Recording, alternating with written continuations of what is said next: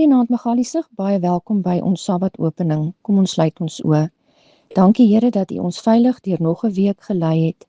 Gaan asseblief nou met ons waar ons 'n paar minute in U teenwoordigheid gaan deurbring. Ons vra dit in Jesus naam. Amen. Het jy al ooit opgemerk dat God vir Israel instruksies gegee het oor iets so klein soos die some van hulle klere?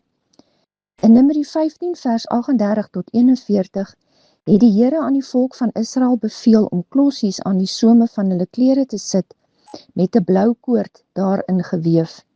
Dit was nie bedoel as 'n versiering nie. God het gesê hulle moes daarna kyk en aan al sy gebooie dink, dat julle dit doen en nie julle hart en julle oë navolg waar julle agteraan hoereer nie.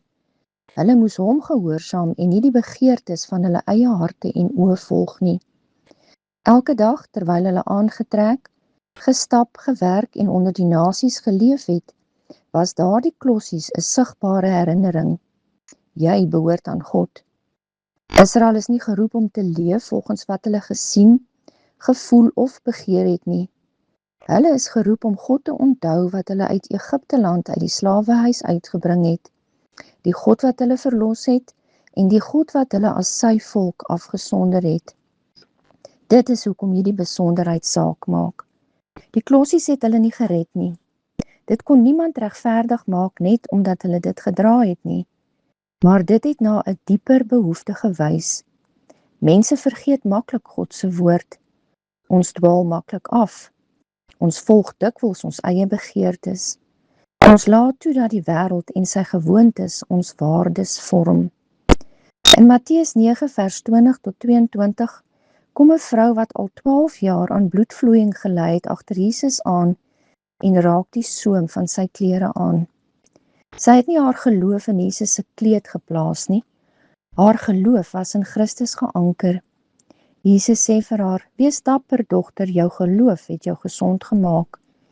Die een aan wie se kleding sy geraak het, was die ware vervulling van alles wat Israel se simbole hulle moes leer. Jesus is die heilige een.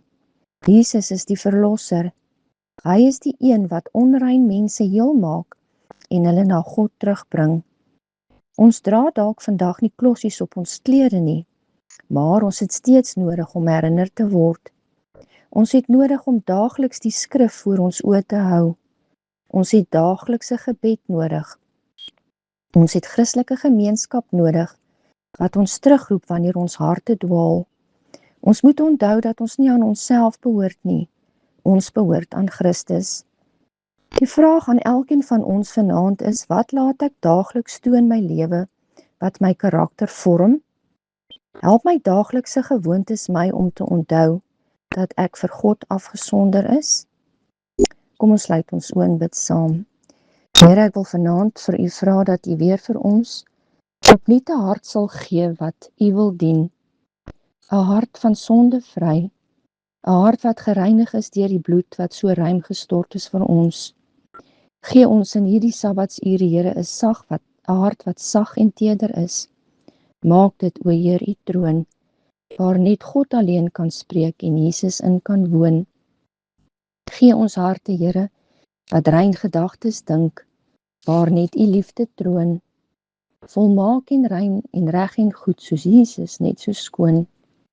Gee ons U rein gesindheid, Heer, o haas U asseblief na ons sy.